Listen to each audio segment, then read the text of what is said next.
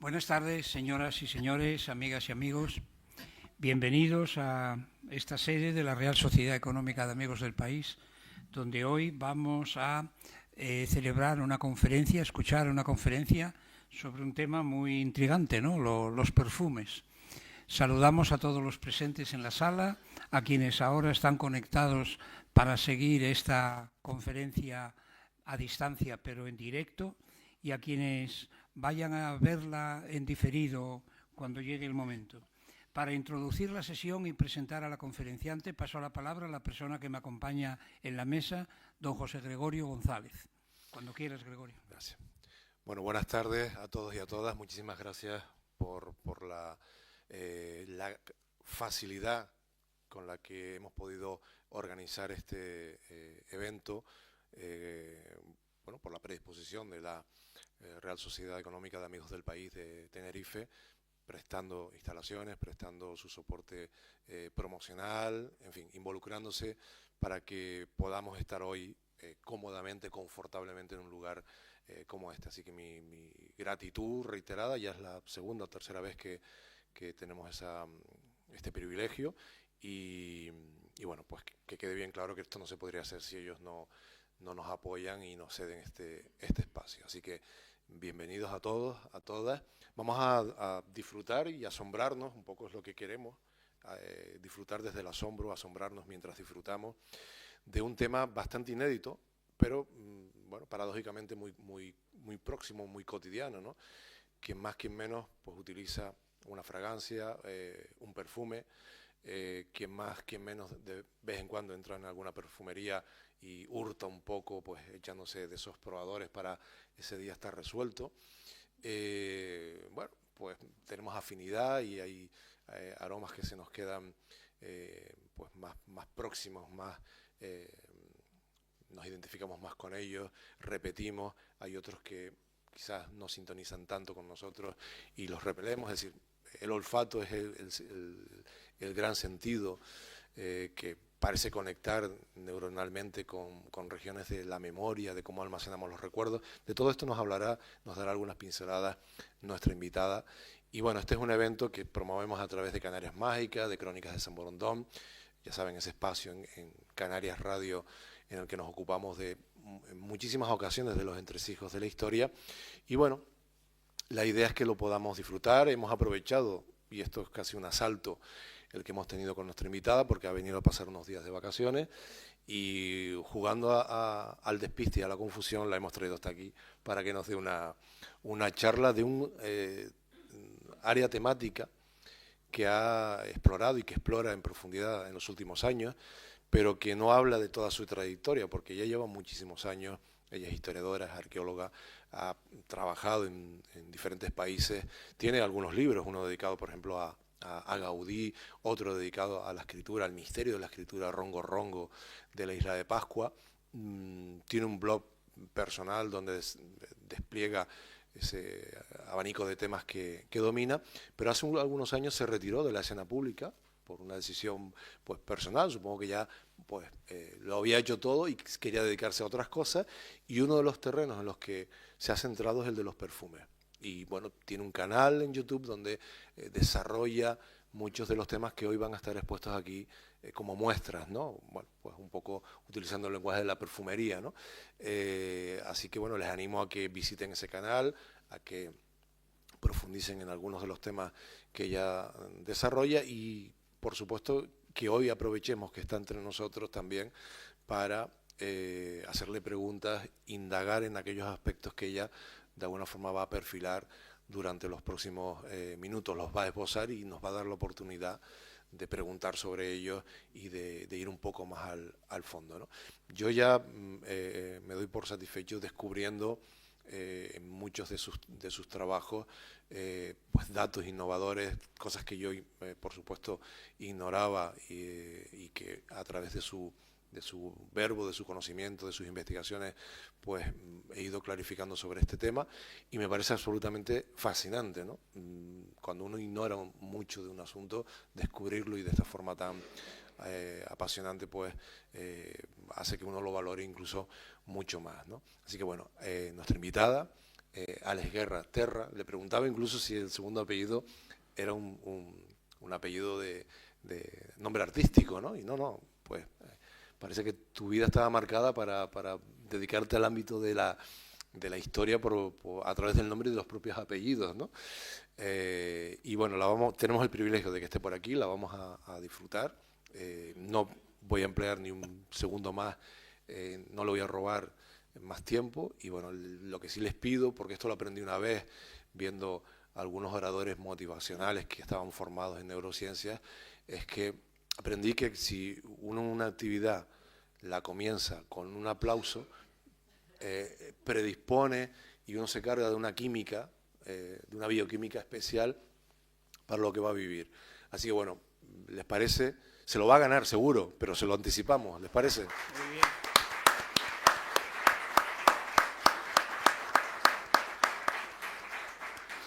Por cierto, un último apunte, claro que no lo dije, Perfumerías Dalia ha tenido la gentileza, con buena visión comercial, de dejarnos ahí unas cositas, traernos unos perfumes para que entremos en ambiente. Muchos de ustedes que han entrado por delante ya los habrán olido y se habrán impregnado. Hay unos marcadores de libros para que los impregnen, en fin. Y también a ellos, una empresa que es canaria, está en toda Canarias y por supuesto aquí en La Laguna, pues a ellos también les quiero dar las gracias por sumar a esta actividad. Así que ahora sí, perdón. Alex, cuando quieras. Cuando quieras.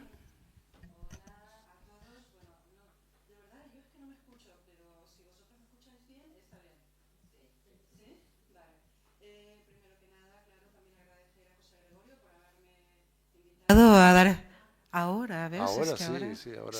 Sí, es que ya me parecía a mí que no estaba funcionando. Ahora sí, ¿no? Vale, pues nada, agradecer a José Gregorio que me invitó a esta charla. Yo ya le conocía a él por su programa Crónicas de San Borondón, que ya dura muchísimos años. Básicamente nos conocíamos solo a través de Facebook, pero yo soy una admiradora de su programa de radio, toca unos temas muy bonitos y muy bien llevados. Y gracias también a la Real Sociedad Económica de Amigos del País de La Laguna por cederme el espacio y por haberme invitado también. Entonces, bueno, quisiera empezar.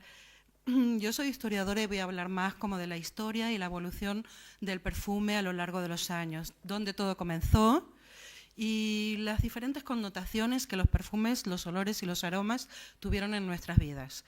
Pero para empezar, me gustaría comentar algo que ya dijo José Gregorio, que es que en realidad todos tenemos cierta relación con los perfumes. Hoy en día, en España cada día más. Estaba antes hablando con alguien, con Ángel, de esto, porque hasta hace 10 años en España el tema de los perfumes no era algo muy cercano a todos nosotros. Sobre todo, los hombres no tenían mucha tradición de usar perfumes, era algo más femenino, algo para la mujer.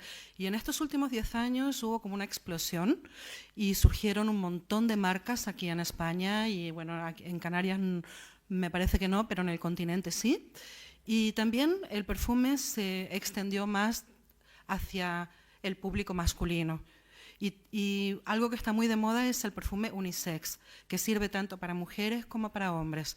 Mientras que hasta hace 10 años a la mujer le gustaba más un perfume floral, un perfume más fresco, mientras que al hombre le gustaban más los cítricos o las maderas.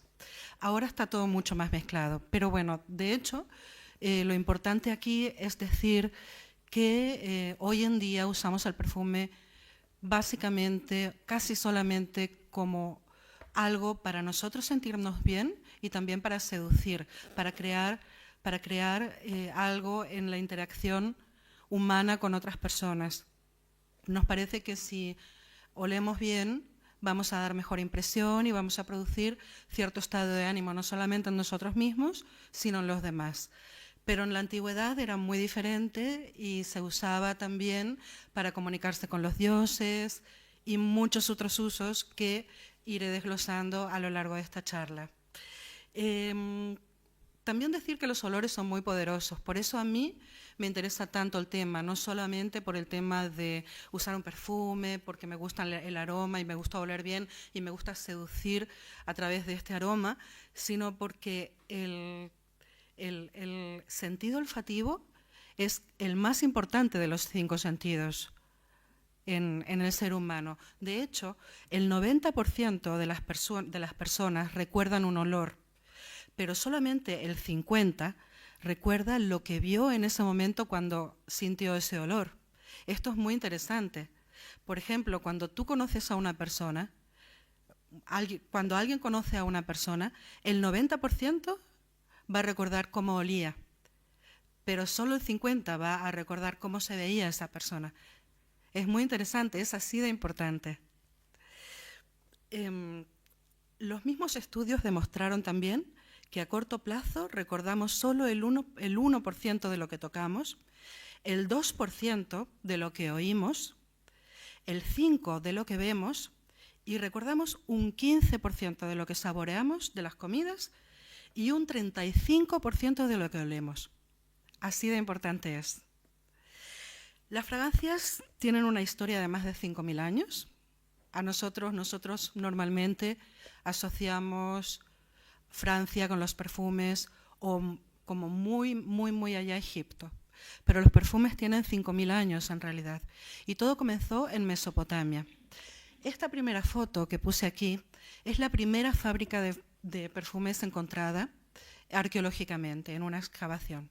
Se encuentra en Chipre, que en ese momento, hace 3.900 años, era parte de Mesopotamia. Y es muy interesante porque, bueno, esas vasijas que veis son frascos de perfume, que antes eran así de barro, claro, no existía el vidrio. Y también se encontraron ciertos aparatos muy parecidos a los mecanismos de destilación actuales que nosotros pensamos que fue un invento árabe en el siglo VI o VII después de Cristo.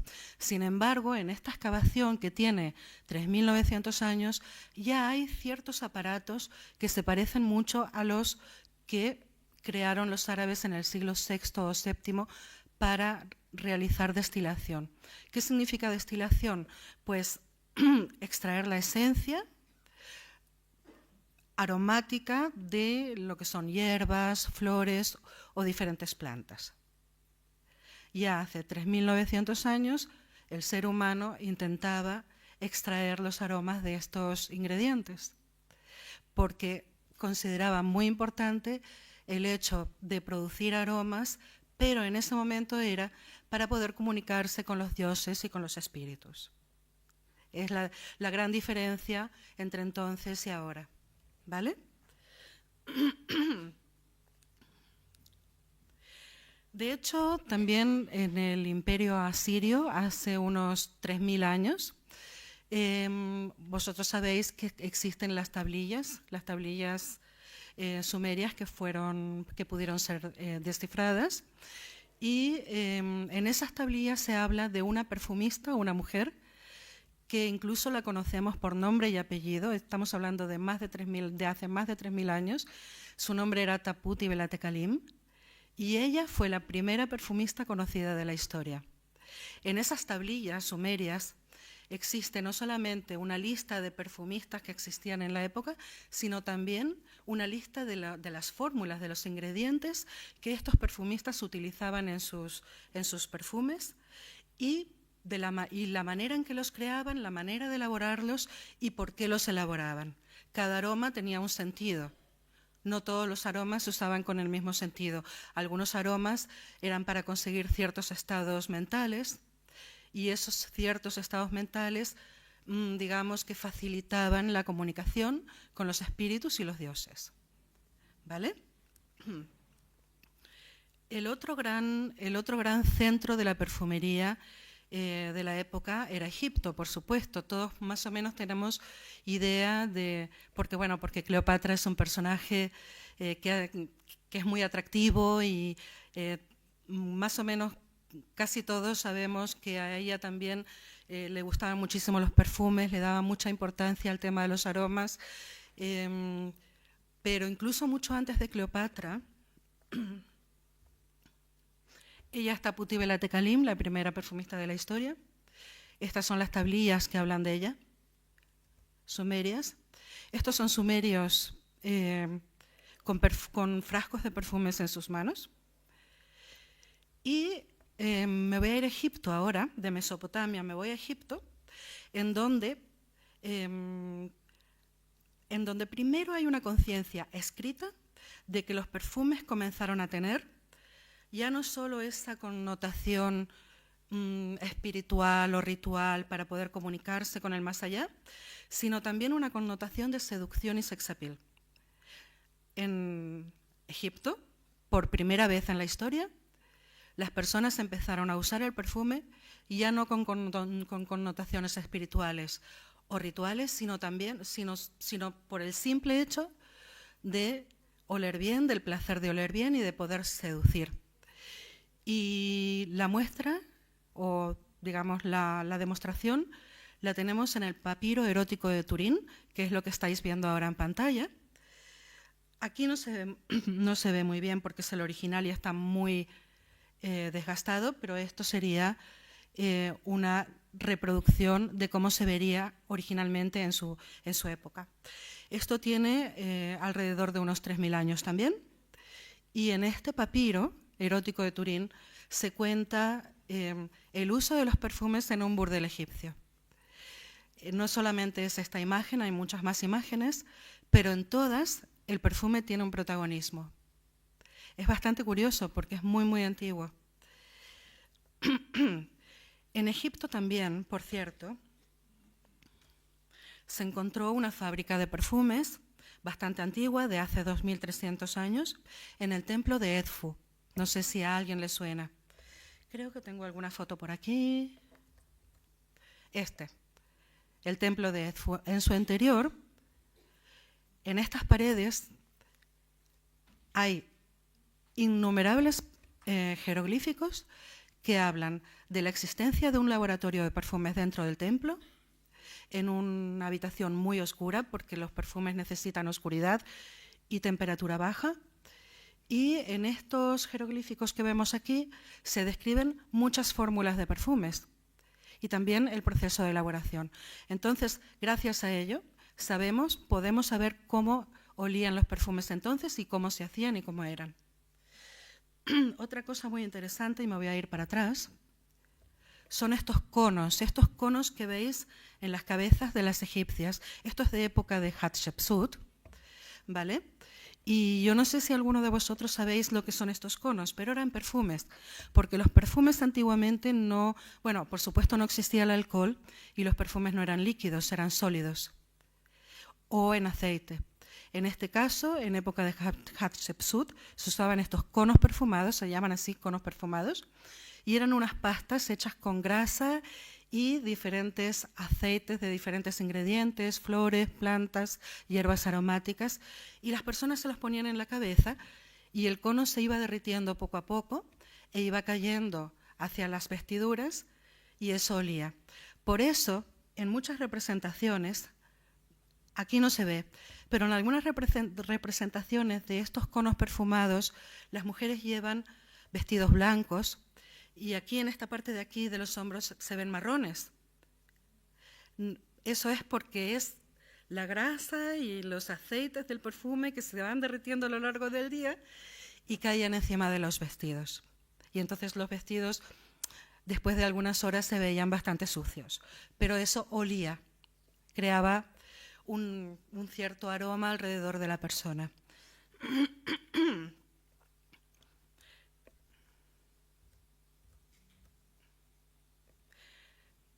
Esto es, después de Egipto, hace más o menos unos 2200 años, en Grecia se empezó a hacer el perfume líquido. Ya no era en pasta, ya no era tan aceitoso, se empezó a hacer más líquido. Pero esta foto de aquí es un barrio de Roma, se llama el Vicus Unguentarium, porque era un barrio donde solo vivían perfumistas. En la época de Augusto, Augusto separó Roma en diferentes barrios para separar los diferentes oficios y profesiones. Y los perfumistas tenían su barrio, y el barrio no gozaba de muy buena reputación. ¿Por qué? Porque los perfumistas, como sabéis, en aquella época era bastante normal el hecho de envenenar a los contrincantes, de usar sustancias tóxicas para deshacerse de las personas que no convenían. Y eran los perfumistas los encargados de realizar esto, que eran los que sabían de química. Entonces el Vicus Unguentarium no tenía, si bien se hacían bonitos perfumes y había algunos que se acercaban al barrio para obtener simplemente buenas esencias, pero también mucha gente se acercaba para obtener productos tóxicos y venenos para envenenar a sus contrincantes. Esto en la Roma de Augusto. Perdón. También en Roma fue, mucho más que en Egipto, el perfume un objeto de total placer y seducción. Es donde se llevó a su más alto nivel el uso del perfume como un ingrediente de seducción y de placer y de sex appeal. Como sabéis, en Roma, pues las personas, la sociedad era bastante abierta y el perfume estaba en todas partes. El perfume se usó ya abiertamente con unos fines totalmente de seducción y de placer. Podríamos hablar mucho sobre la evolución que sufrió el perfume a lo largo de la historia, la evolución de su uso, de sus funciones, tanto en el tiempo como en la geografía, así como también personajes históricos famosos que sería muy bonito poder desglosar aquí, como por ejemplo, no sé, Alejandro Magno, Cleopatra, Nerón, Isabel de Castilla, el mismo Mahoma del Corán, María Antonieta, Napoleón y muchísimos otros, Luis XV. Hay muchísimos personajes que tenían una relación muy curiosa y muy interesante con los perfumes. Pero bueno, no hay mucho tiempo en este momento. La charla hoy la concentraremos en la relación que el perfume ha tenido con venenos y asesinatos y serial killers y productos tóxicos. Es lo que me dijeron, pero luego vosotros podéis preguntar lo que queráis cuando tengáis tiempo. Y para eso vamos a empezar por la Europa del Renacimiento. En el siglo XVI, perdón, pero tengo que tomar un poco de agua.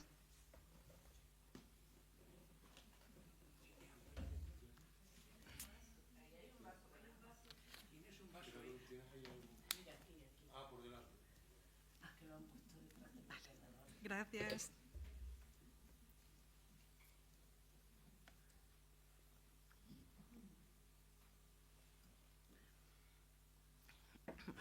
En el siglo XVI, Catalina de Medici, esta señora que veis aquí, sería conocida por sus peligrosos guantes perfumados. Los guantes perfumados que además eran envenenados. Catalina se casó con Enrique II de Francia, se convirtió en reina de esa manera, pero su marido sentía especial preferencia por su querida Diane de Poitiers, lo cual siempre encendió los celos de Catalina. Pero lo que realmente le hará adquirir su reputación de asesina, porque lo fue, será cuando le regala un par de guantes perfumados como estos, a Jeanne d'Albret, su contrincante, reina protestante de Navarra. Esta reina moriría misteriosamente con los guantes puestos de Catalina de Medici después de una tarde de compras. Luego se supo que Catalina de Medici tenía especial preferencia por envenenar sus guantes para deshacerse de las personas que no le venían bien. Y esto es una relación muy curiosa, ¿verdad?, de los perfumes con los productos tóxicos, porque además estos guantes estaban perfumados, fue la moda de la época. Era un proceso muy largo, muy engorroso, y era más que nada para contrarrestar el fuerte olor del cuero de aquella época, de las pieles. Se perfumaban, fue una moda muy extendida, pero Catalina de Medici la usaba básicamente como un arma contra sus contrincantes. Luego, en el siglo siguiente, en el siglo XVII, fue prolífico en historias de envenenamientos relacionadas con los perfumes. Esta es Jeanne d'Albret comprando con los guantes perfumados. Esa misma noche murió. Esta que vemos aquí, bueno, ya es un personaje del siglo XVII. específicamente de Toscana. Su nombre es Giulia de Palermo, perdón, su nombre es Giulia Tozana. Ella nació alrededor del 1620, siglo XVII, y cuando tenía 13 años su madre murió. Su madre era perfumista, su madre realizaba perfumes, pero también conocía ciertas fórmulas para mezclar venenos con los perfumes. Su madre fue ejecutada cuando ella tenía 13 años por asesinar a su padre con una fórmula de veneno casera que estaba mezclada con los perfumes. Pero antes de morir pasó esta receta del veneno a Giulia, a esta señora de la imagen, supuestamente un perfume, y Giulia escapó con esta fórmula a Roma con la entonces llamada agua tofana. El perfume se llamaba agua tofana, pero en realidad era un veneno. También se le llamó en la época, cuando todo se destapó y se descubrió que envenenaron a cientos de hombres de esta manera, se le llamó al perfume asesinato en botella o herencia de polvo. La receta consistía más o menos en arsénico, plomo y beladona, que no tenía color, olor ni sabor. Así que con ella, embotellada en un frasco con la imagen de San Nicolás, creo que tengo una imagen por aquí, no. El verdadero frasco tenía una imagen de San Nicolás para disimular, y con esta ayudó a matar lentamente a unos 600 hombres en su época, con lo que se la considera una de las primeras serial killers. Pero mucha gente la considera no una asesina, sino una heroína, porque en aquella época las mujeres no tenían la libertad de separarse de un hombre violento o incluso de alejarse de él. Tenían la obligación de quedarse en casa y de quedarse casada con ellos y aguantarse lo que fuera. Entonces ella especialmente vendía este perfume envenenado a mujeres que estaban sufriendo este tipo de situación. 600 hombres fueron las víctimas, pero como os digo, en la época, por supuesto, fue ejecutada, fue considerada una asesina y es considerada hoy en día la primera serial killer de la historia, porque 600 hombres es muchísima cantidad de gente, pero muchas personas la consideran en realidad una de las primeras heroínas o feministas o pro de los derechos de la mujer y bueno, contra la violencia doméstica o masculina.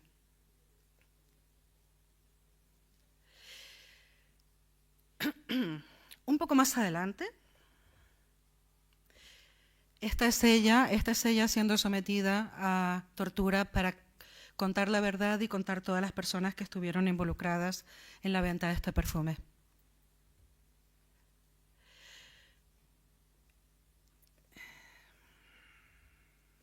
Vale.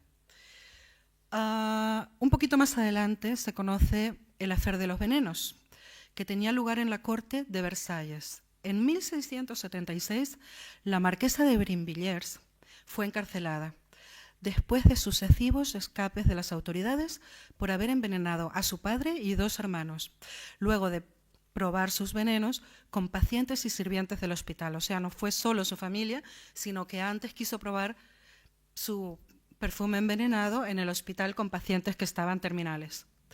Después de ser sometida también a la tortura del agua, finalmente confesó sus crímenes y la implicación de muchos otros nobles en prácticas de magia, brujería y venenos.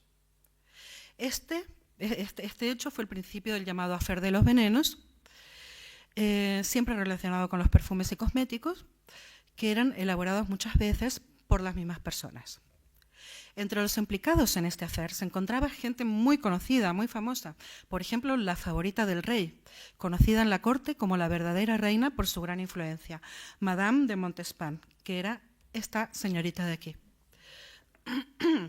quien había tenido 7 hijos con Luis XIV, pero cuya suerte dio un giro cuando el rey se fijó en una joven de 20 años llamada la duquesa de Fontaine. Ante esto, Montespan pidió los servicios de la Voisin, o Catherine Montvoisin, lectora de la fortuna, apotecaria de la corte de Luis XIV, que vendía productos cosméticos, perfumes, afrodisíacos y pociones mágicas envenenadas.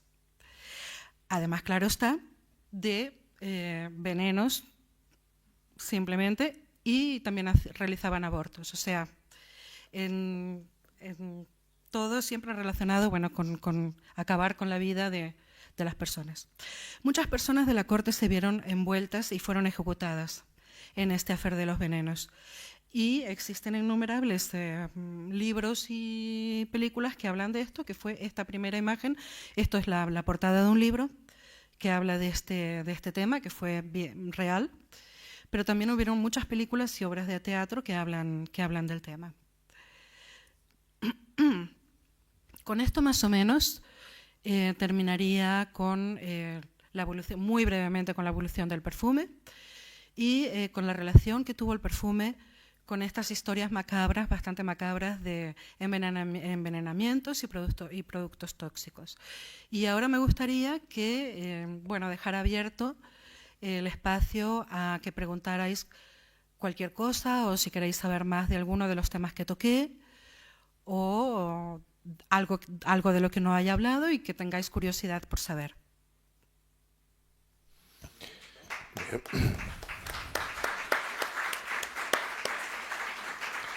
Bueno, nuestra invitada ya nos había advertido que los buenos perfumes van en frascos pequeños, y decía, yo voy a dar pinceladas y después abrimos el coloquio. Yo tengo un montón de preguntas, pues, pero no las voy a hacer todas, pero sí voy a iniciar, si te parece, el debate casi como si estuviéramos en un programa de radio, ¿no?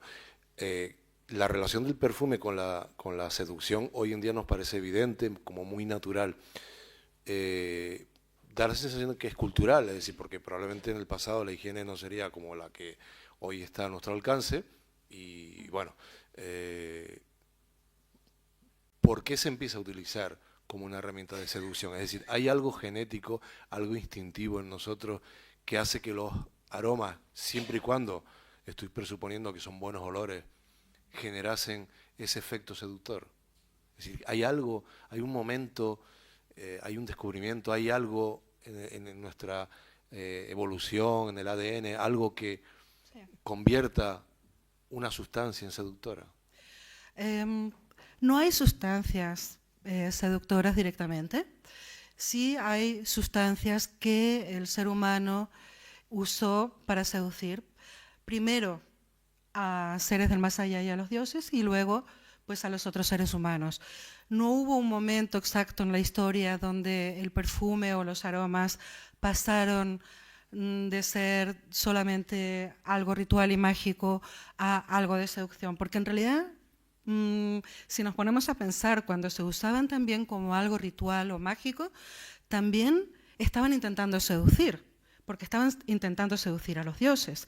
O sea, siempre yo creo que hubo esa conciencia humana del aroma como un producto de seducción, sino entre los propios seres humanos, pero también a los dioses. De hecho, hay muchas culturas donde se sabe que los griegos, los romanos, los aztecas en México, muchas culturas donde hay fuentes escritas que hablan de que cada dios tenía su preferencia en aromas. Entonces sí que de alguna manera el ser humano conseguía esos aromas con los que a la postre lo que quería era seducir a los dioses con los que se quería comunicar. Y de ahí a pasar a querer seducir a otros seres humanos es un paso. Y ya te digo, ese paso más o menos se dio a partir de hace 3000 años en Egipto.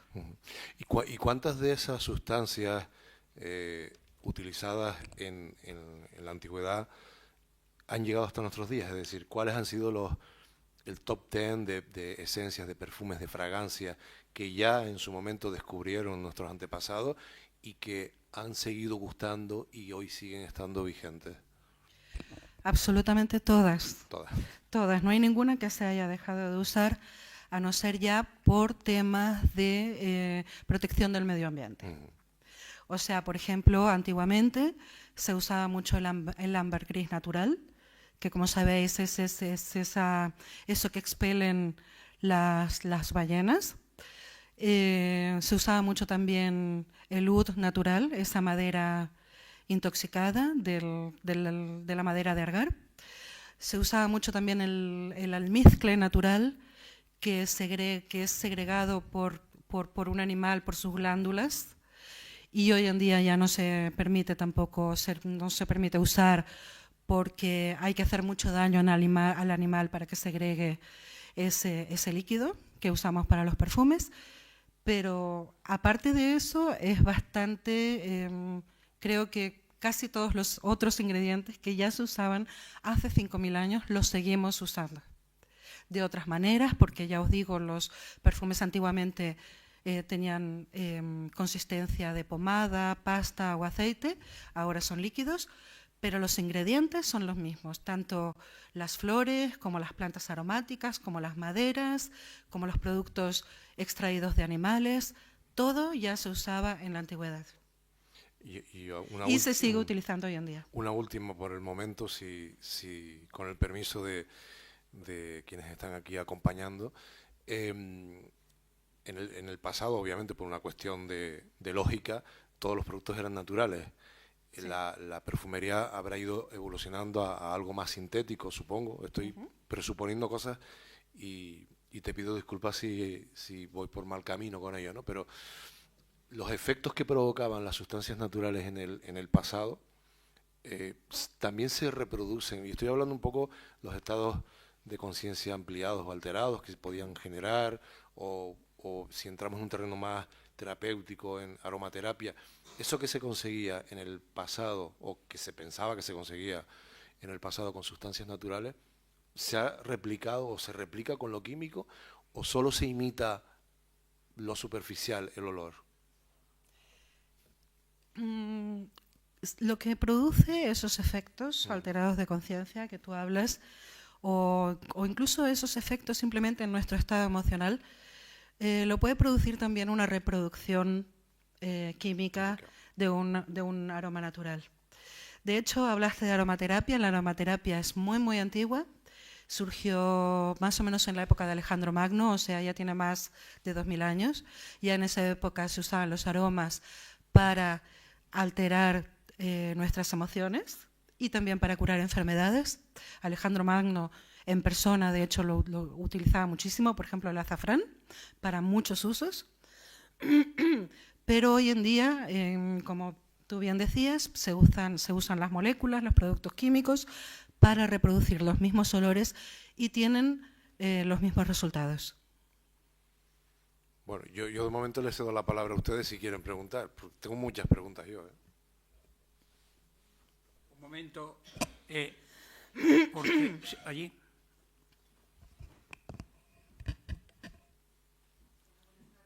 Hola, sí te oigo. A ver si eso no está funcionando, pero... A ver, ahora fue el compañero a conectarlo ahora. A ver. No, un momento. Ahora. Ok.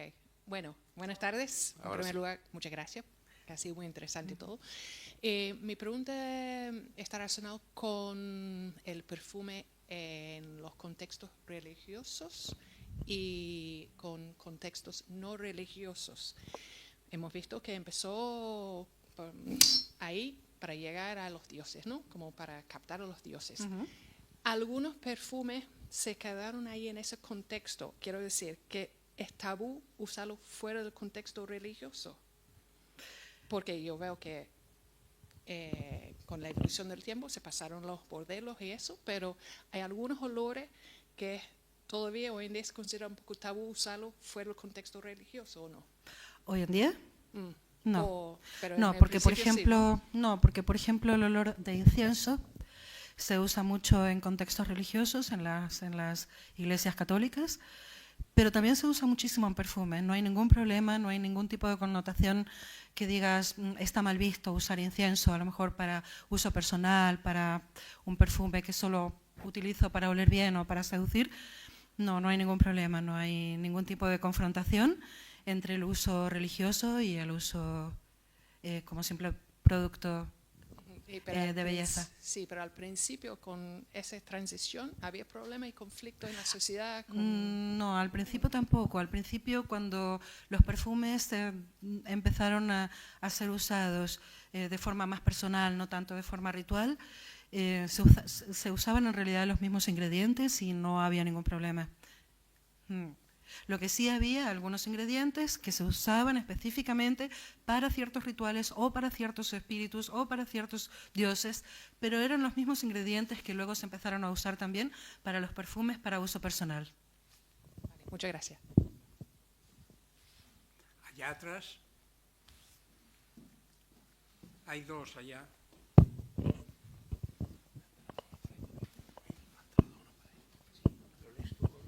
Buenas. Hola. A ver, en la primera foto pusiste una excavación. Es una mera pregunta de, ¿se llegó a tener algún recipiente con perfumes dentro? Sí, muchísimas veces a lo largo de toda la historia. De hecho, aquí en Chipre, en esta excavación arqueológica que tiene tantos años, la fábrica de perfumes tiene 3.900 años y algunas de las vasijas, estas que vemos, tenían restos de perfume, porque antes también alguien me preguntaba, pero ¿cómo en tantos años el perfume no se evaporó? No se evaporó porque el perfume no era de la consistencia líquida con alcohol de hoy en día, que se evapora muy fácilmente, sino que eran aceites muy sólidos, una consistencia muy, muy densa, que perduró años, miles y miles y miles de años. De hecho, también hay casos conocidos, como la propia tumba de Tutankamón, donde también se encontraron muchas ánforas aún con restos de perfumes dentro, y no solamente con restos, sino algunas que todavía no habían sido abiertas, estaban llenas de perfume. Así que sabemos perfectamente cómo eran los perfumes antiguamente. Pero era por la consistencia, al no tener alcohol y no ser líquido, duraron muchísimo más años. Gracias. Hola, ¿qué tal? Pues Alex, te he conocido hace muy poco, que he visto algunos de tus vídeos de YouTube y me llamó la atención una entrevista que te decían, son 3 preguntas. La primera, que te decían que el perfume no tiene género. No sé qué opinión tienes tú a ese respecto. Mira, mi opinión personal es que sí que hay aromas más femeninos y otros más masculinos. Pero esa es mi opinión personal. En general, la perfumería moderna considera que cada uno puede usar lo que quiere. Y yo no estoy muy segura de si eso es simplemente una forma de marketing para que cada uno compre lo que quiera y no encasillar los perfumes en lo que es femenino y masculino, o porque realmente ellos creen que es así y que cada uno puede usar lo que quiere. Si a ti te gusta cómo huelen las rosas, puedes usar un perfume que huela a rosas, aunque para otra gente huela más femenino. O si a mí me gusta un perfume amaderado, porque me gusta y quiero llevarlo, también puedo llevarlo, pero eso para mí no significa que no sea más masculino. Para mí sí hay género en perfume, pero es una opinión totalmente personal que va bastante en contra de la tendencia general. Y ahora hablabas de perfumería moderna. En los últimos meses se ha puesto muy de moda en todas las tiendas los perfumes árabes. No sé si has tenido la oportunidad de probarlo o entiendes de dónde viene esta ahora. Yo no sé de dónde viene, pero se puso muy de moda ahora en el mundo occidental los perfumes árabes basados en el oud, en el almizcle y en el ámbar, sobre todo en el oud. Para nosotros españoles era algo bastante... eran demasiado intensos y era bastante raro que alguien usara un perfume con una buena base de la nota de oud. Pero hoy en día es bastante normal, no sé a qué se debe. Yo creo que va un poco por tendencias, por modas simplemente, y hoy en día los árabes consiguieron hacer que sus perfumes llegaran también es mucho más fácil ahora todo lo que es importación, exportación, todo es más global, y los árabes consiguieron imponer sus perfumes en el resto del mundo. Y por eso llegó también a España. En España hay un boom ahora de oud. Lo he notado también. Hay un boom de la perfumería en general, porque antes hablábamos también con José que hace 10 años, y también creo que lo dije al principio, en España no había esta tradición de perfumes como hay ahora. Ahora todo el mundo usa perfumes, todo el mundo compra perfumes, todo el mundo quiere saber sobre perfumes y cada vez son más intensos y más fuertes. Antes éramos más del perfume fresquito, floral, cítrico, ¿no? Pero ahora estamos yéndonos hacia unos perfumes mucho más, también más artísticos. La gente quiere diferenciarse de los demás, quiere diferenciarse de lo que usaban sus padres. No quieren usar todos lo mismo. Entonces, por eso también ha surgido tanta marca nueva, tantas notas nuevas, innovadoras. Y sí, el perfume árabe se ha puesto muy de moda en todo el mundo, no solamente aquí en España. Y perdón, es que tengo mucha curiosidad. Lo último, soy muy cinéfilo. No sé si has visto la película El perfume, que fue un impacto en su momento. ¿Qué opinión te merece? ¿Si refleja bien esa pasión o no? La película es muy buena, es buenísima, porque claro, va de una persona que lo que quiere es conseguir, con sustancias humanas, conseguir crear un aroma que le permita enamorar a cualquier persona que sienta ese aroma, ¿verdad? Y esto es una controversia, es bastante una controversia en perfumería porque estamos hablando de feromonas.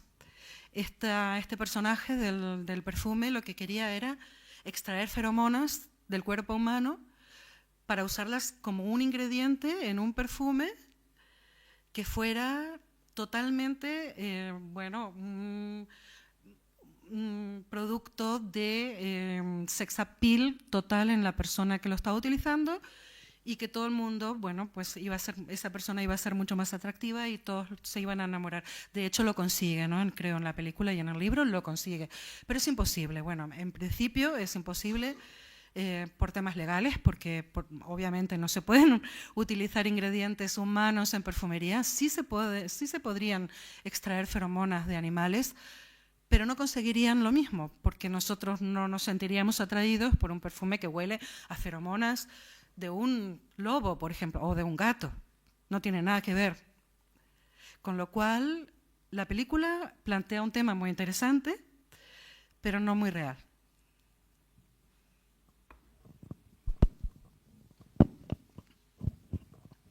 Hola, buenas tardes. ¿Qué tal?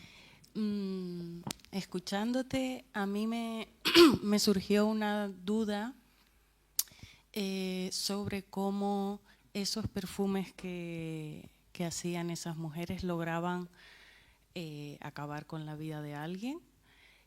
Con estas sustancias tóxicas, arsénico, plomo, a través de una absorción cutánea por inhalación, porque yo estaba pensando en ingestión o cuánto tiempo había que usar eso para lograr. Esa era mi pregunta. Y segundo, en caso de ser por absorción cutánea o inhalación, ¿cómo se protegían ellas mismas cuando lo estaban fabricando de no intoxicarse? Bueno, el tema, por ejemplo, de Catalina de Medici con los guantes perfumados, que claro, es como tú dices, ¿no? Se conseguía introducir el perfume a través de la piel. Estos perfumes no eran creados por ella. Catalina de Medici no iba y creaba el perfume, ella tenía un perfumista. Ahora, tu pregunta de cómo ella se protegía en el momento de entregar el perfume, probablemente lo entregaba en una cajita. Esos perfumes o se entregaban en una caja o en... sí. Y entonces luego la persona que lo usaba, dependiendo también del grado de toxicidad que tuviera el ingrediente que mataba, pues supongo que podía ser bastante instantáneo. Ahora, en el caso del perfume, eso en el caso de los guantes perfumados, pero en el caso de los perfumes no es que se lo echaran y entrara por la piel, sino que en ese caso eran productos que se vendían como perfumes, pero que la persona que lo compraba sabía que era un veneno y lo agregaba poco a poco en el alimento de la persona que quería matar. O sea, esos eran venenos, solo que se vendían como perfumes. Vale. Esa era mi duda, sí. Y otra duda, si tengo tiempo. Hay algunos artículos actualmente que hablan de sustancias de los perfumes actuales o colonias que pueden ser tóxicos actualmente, disruptores endocrinos. Sí, esto... Hay bastantes controles sobre esto porque a mí es algo que me preocupa. No suelo usar mucho porque me preocupa un poco. Era por si sabías algo de los ftalatos. No. Puedes usar con tranquilidad. Incluso los perfumes, digamos que se venden de forma masiva en perfumería, son más seguros que los perfumes naturales, justamente por lo que has dicho, porque tienen más control. Los perfumes naturales pueden tener los mismos ingredientes tóxicos que los perfumes que usan las grandes marcas como Chanel o Yves Saint Laurent o Dolce & Gabbana, la marca que sea. Pero estas marcas están más controladas por una institución que se llama IFRA, que es la que hace análisis de todo lo que sale al mercado para asegurarse de que no es tóxico. Mientras que si te vas a una tienda donde venden un perfume natural, ese perfume no ha sido pasado por controles, con lo cual es menos seguro que un perfume industrial. Vale, muchas gracias. ¿Alguien más?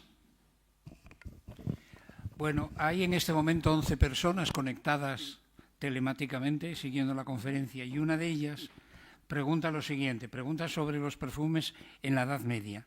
Es Dulce María González Doreste y la pregunta concreta es esta. ¿Cómo se integraban las prácticas relacionadas con el perfume en la sociedad medieval desde una perspectiva simbólica, considerando, por ejemplo, la relación de los perfumes, su vínculo con la higiene, con la religión y con la diferenciación social? Esa es la pregunta. Bueno, son varias preguntas en una. En el fondo es otra conferencia, ¿verdad? Sí. Pero aquí lo importante sería recalcar que al principio de la Edad Media el perfume en Europa decayó bastante por un tema de la Iglesia Católica, que justamente consideraba que los perfumes no estaban en coherencia con las ideas de la religión, de la decencia y tal, justamente porque ya el perfume tenía esas connotaciones sensuales, de sex appeal. La Iglesia en un momento dado prácticamente los prohibió. Entonces, al principio de la Edad Media cayeron en desuso, aunque también la diferenciación social aquí tuvo bastante importancia porque las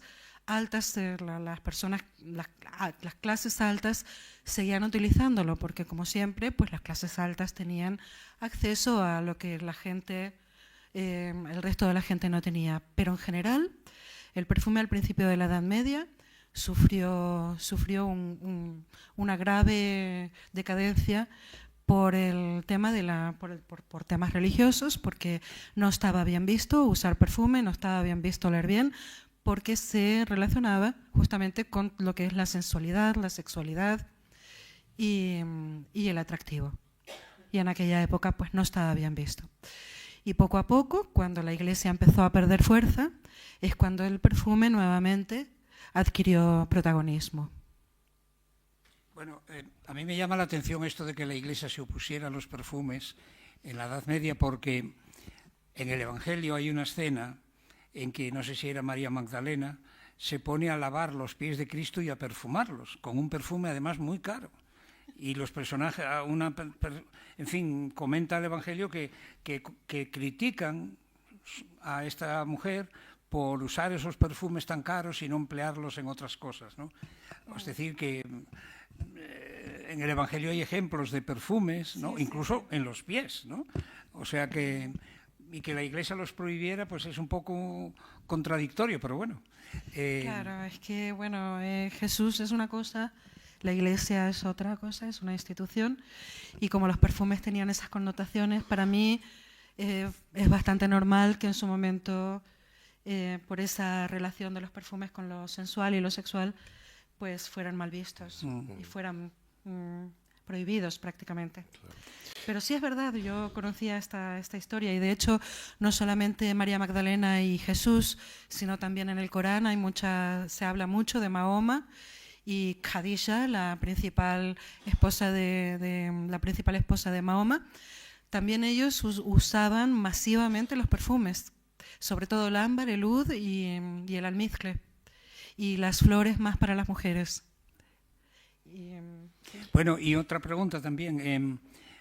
Hemos hablado de América, de Oriente Medio, de Europa, y en el mundo oriental, porque bueno, la India, por ejemplo, uno asocia el sándalo con ¿no? el perfume ambiental, etcétera, pero China, Japón, ¿tienen para ellos también importancia los perfumes o son culturas en que eso no le dan importancia? No, sí, en China se le dio mucha importancia, igual que en la India. los aromas eran diferentes, pero en China, por ejemplo, hay una cosa que aún hoy persiste y es unas bolsitas, unos sachets que usaban todos, hombres y mujeres también, rellenos con hierbas aromáticas y con almizcle y con ámbar y bueno, todos estos ingredientes. Y era la forma que ellos tenían de perfumarse. No tenían el perfume propiamente dicho, no usaban perfume los chinos ancestrales, pero sí usaban estos sachets. Y también había una cosa muy curiosa en la cultura china, que es la tinta perfumada. Ellos, los chinos, a pesar de que no usaban perfume en su piel, pero sí que usaban mucho el perfume de otras maneras para que todos los ambientes siempre estuvieran bien aromatizados. El incienso se usaba muchísimo en todas las casas, templos, se quemaba siempre, en todo momento, para mantener todo muy bien aromatizado. Y sí, la tinta perfumada es una curiosidad de China que luego pasó a Europa, pero muchísimos siglos más tarde, en Italia sobre todo, pero los chinos fueron los pioneros. La tinta perfumada de China tiene miles de años y bueno, era hecho con cenizas de maderas muy aromáticas y además a esas cenizas se le agregaban flores y otro tipo de aromas para hacer que la tinta oliera muy muy bien. Si a eso le sumas que los papeles también se hacían con ingredientes muy aromatizados, el hecho de la escritura en China era todo un arte, que además olía muy bien. Era muy bonito, es un tema muy bonito el de China. La persona que te hizo la pregunta anterior, que está siguiendo esto telemáticamente, te da las gracias y dice, añade, la fragancia también se vinculaba con la santidad y la virtud. Algunos santos desprendían olores agradables incluso después de su muerte. O sea, que la Iglesia estaba un poco confundida con esto de los olores. No, la Iglesia, como todo, sufrió una evolución. Claro. Al principio hubo esa connotación sensual y sexual y por eso lo prohibió, pero luego yo creo que se unió a la tendencia general y se empezaron a usar también los perfumes dentro de Además, también, bueno, hablando de este tema, el uso del incensario, Claro. yo me imagino que está relacionado también con que una congregación de gente en la Edad Media no debía de producir un olor colectivo muy agradable y para digamos, mitigar ese mal olor, pues se usaba el incienso, ¿no? Creo yo, no sé. Sí, claro. Siempre se usaron este tipo de prácticas para, de alguna manera, camuflar los malos olores que había en ciertas épocas, ¿no? Por ejemplo, los romanos usaban palomas a las que se les perfumaban las alas y las soltaban cuando, no sé, había fiestas populares en las calles para que las palomas al aletear, pues aromatizaran todos los ambientes.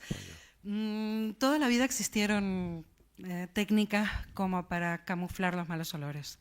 Curioso vaporizador, ¿no? O sea, las alas Sí, de la paloma, ¿no? Nerón lo utilizaba, Alejandro Magno lo utilizaba. Sí. Allí, por favor.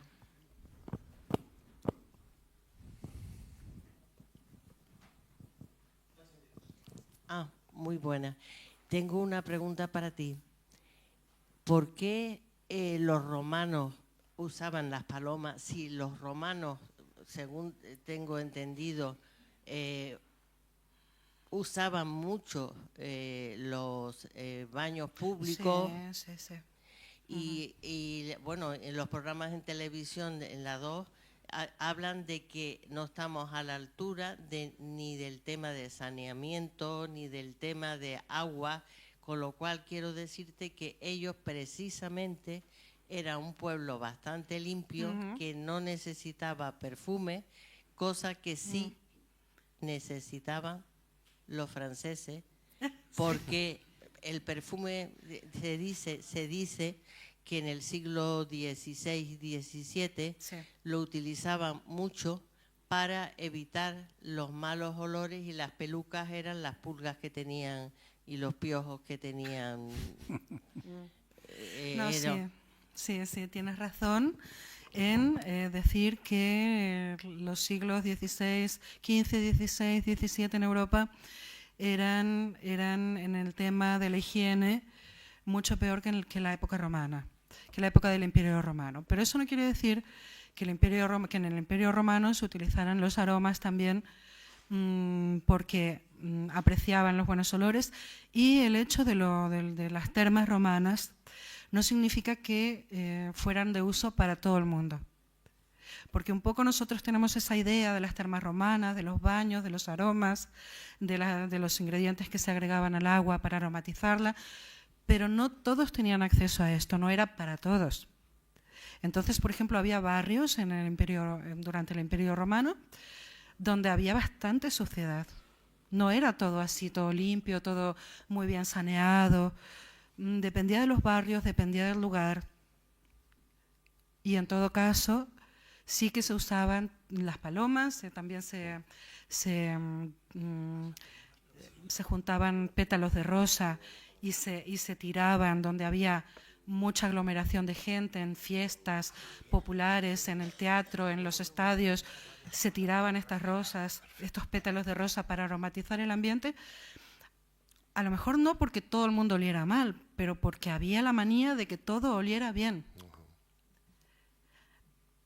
Pero en la época francesa, en la Francia del siglo de Luis XIV y Luis XV, ya eso era otra historia. Incluso hay una, no sé si es leyenda urbana, pero se dice que Luis XIV tomó muy pocos baños en su vida. Se dice que 3, pero yo no me lo puedo creer. Y sin embargo usaba litros y litros y litros de perfume. Incluso también porque el agua a veces era una cuestión, en aquella época a veces era una cuestión de ignorancia, porque se creía o se sabía, porque el agua no estaba saneada como está hoy en día, se creía que el agua contagiaba las enfermedades. Entonces había un poco de resquemor en usar demasiada agua, en tomar demasiados baños, porque el agua no se sabía si estaba bien, si estaba sana o te iba a contagiar de algo. Con lo cual preferían no bañarse mucho. Eso, Versalles, el Palacio de Versalles era terriblemente sucio. La gente hacía sus necesidades en cualquier sitio porque no había un buen sistema de saneamiento, la basura se tiraba en cualquier sitio. No es el Palacio de Versalles que vemos hoy en día, era bastante desagradable y sin embargo siempre se ponían ramos de flores por todos lados, de flores muy aromáticas. Los reyes y todas sus queridas usaban muchísimos perfumes, muchísimo, pero exagerado. Pero sin embargo, el agua siempre había ese resquemor. Y luego, claro, los sistemas también de saneamiento no eran muy buenos. Eran mejor en época romana. Totalmente cierto. Yo tengo algunas preguntas más. Voy a dejar una para después, pero le quiero dar la palabra a un compañero de equipo, a Fernando Hernández, que está al final. El señor que parece el director de toda esta institución. Porque Fernando, como gran conocedor de la cultura de los antiguos canarios, de los guanches, pues igual nos puede aclarar si nosotros en la época preconquista, no sé si en Tenerife o en todas las islas, tenemos algún equivalente a lo que llamamos perfume. Y si tenía esa función también de, no sé si seducción o de conexión con los dioses. Bueno, hay diferentes, sí, se utilizaba este tipo de aromas. De hecho, había uno que se utilizó prácticamente hasta mediados del siglo XIX, con una planta que encontramos en los campos de manera silvestre, que es el tomillo. El tomillo silvestre se mezclaba con el amolán, que es una crema que se obtiene. Se le dice grasa de ganado, no es la grasa entendida como la del animal, lo otro se le dice cebo, pero esa grasa que se obtenía de la leche, de mecer la leche de las cabras, se mezclaba con este tomillo después de machacarlo y se utilizaba como, digamos que como perfume, ¿no? Bueno, no perfume, es como una especie de gel para aromatizar. Y después, en el ámbito cultural, sí hay constancia de uno de ellos que prácticamente llevó a la extinción de esa planta, que es la orijama, que se utilizaba más en contextos funerarios, casi se llegó a la extinción porque, por ejemplo, la población indígena la utilizaba mezclada con, en este caso con cebo, a modo de digamos que de un incienso, por así decirlo, ¿no?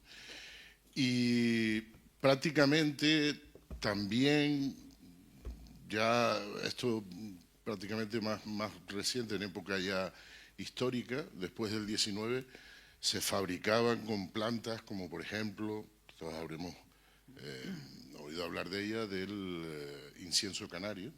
Se utilizaba también con la misma finalidad, ya en este caso mezclada con alcoholes, no con grasa. Muchas gracias. Gracias. ¿Ahora tú? Sí. No, vamos a... Bueno, hay otra persona que ha estado siguiendo esta conferencia, cuyo nombre es Julia Castillo, y dice: felicitaciones por la excelente ponencia, datos precisos e interesantes. Saludamos desde la Facultad de Educación de la Universidad Galileo en Guatemala. Pues un saludo muy cordial desde Tenerife a las amigas y amigos de Guatemala, y celebramos que hayan estado conectados con nosotros. Pero, en fin, que toma nota, Alex. Sí. El perfume llega hasta Guatemala. Muy bien. Sí, una cuestión desde el punto de vista ya conspiranoico, policiaco. La elaboración de perfumes es secreto de Estado, es decir, es como la fórmula de la Coca-Cola. Se espían las compañías. Estoy aquí en plan intriga.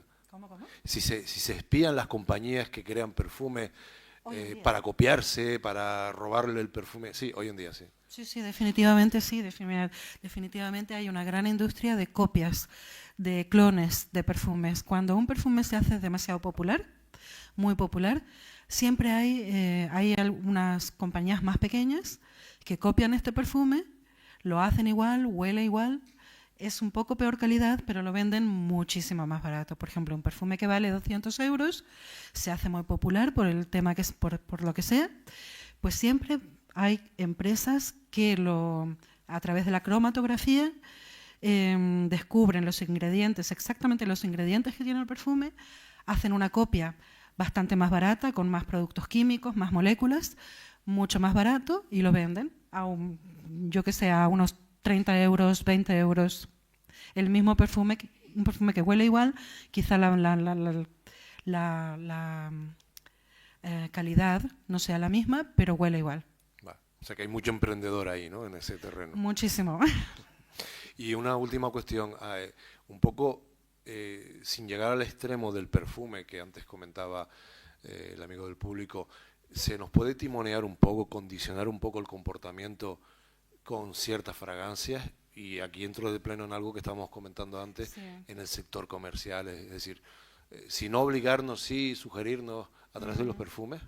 Sí, claro, hoy en día existe algo que se llama el marketing olfativo, que utilizan muchas grandes compañías, grandes tiendas, cadenas, hoteles, incluso restaurantes, que mandan crear fragancias a medida, dependiendo de lo que quieran conseguir de sus clientes.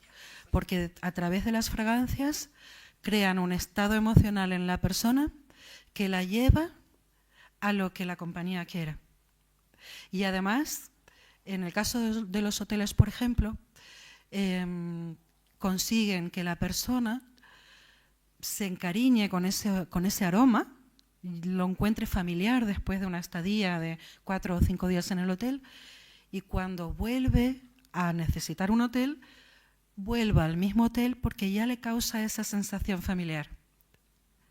El marketing olfativo hoy en día está muy, muy, muy en tendencia, y todas las grandes compañías lo utilizan y funciona, porque realmente los aromas crean un cierto estado emocional en nosotros y en las otras personas, y además también, aparte de esto, a través de los olores, una compañía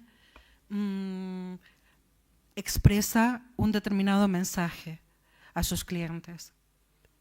Dependiendo de la imagen que la compañía quiera tener, puede producir un tipo de perfume o otro tipo de perfume. Entonces, los clientes percibirán diferente tipo de emociones dependiendo del aroma.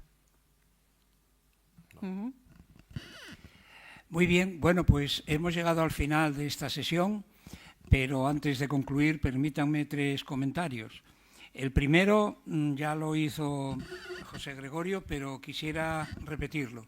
Tienen ustedes aquí fuera, por cortesía de la perfumería Dalia, está situada en la calle Herradores, en las instalaciones del antiguo Borrella.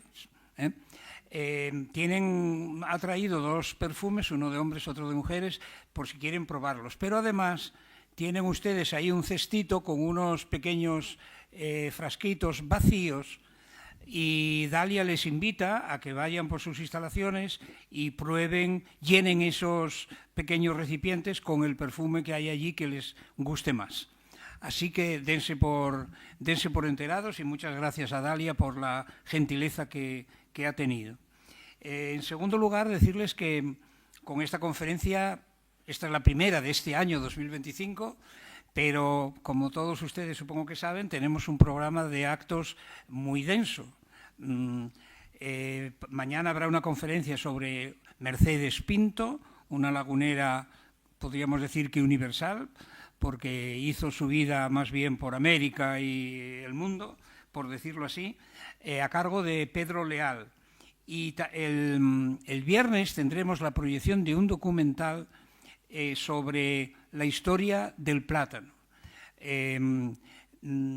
Podemos pensar que es una historia solo biológica, pero yo no lo he visto, ese documental. Pero el cartel pone plátanos, fajos de billetes y una pistola, o sea que la cosa promete. Esto para el viernes. Y la próxima semana tenemos mucho más, pero no voy a contarles ahora todo el programa. Finalmente, al principio de la sesión les hemos repartido a los que estaban aquí, ha habido gente que ha llegado después, este díptico que explica un poco de qué van las reales sociedades como esta, ¿no? Si alguno de ustedes está interesado y no lo ha recibido, puede recogerlo, porque en los radiadores, los cubreradiadores que hay aquí en el pasillo, podrán encontrar copias de esto. Y si alguno de ustedes ya lo ha leído y no quiere conservarlo, o tiene 2, bueno, pues también dejen el que no quieran llevar encima de los radiadores. Muchísimas gracias, Alex. Ha sido una conferencia, la verdad, muy interesante, ¿no? Yo creo que hemos aprendido mucho. Tengamos cuidado con los venenos estos perfumados que pueden causarnos problemas. Esperamos verte por aquí en otra ocasión. Saludamos a los 10 personas que todavía siguen conectadas a este programa, en especial a los que nos siguen, como hemos visto, desde América, por supuesto a todos ustedes, y levantamos la sesión. Buenas noches.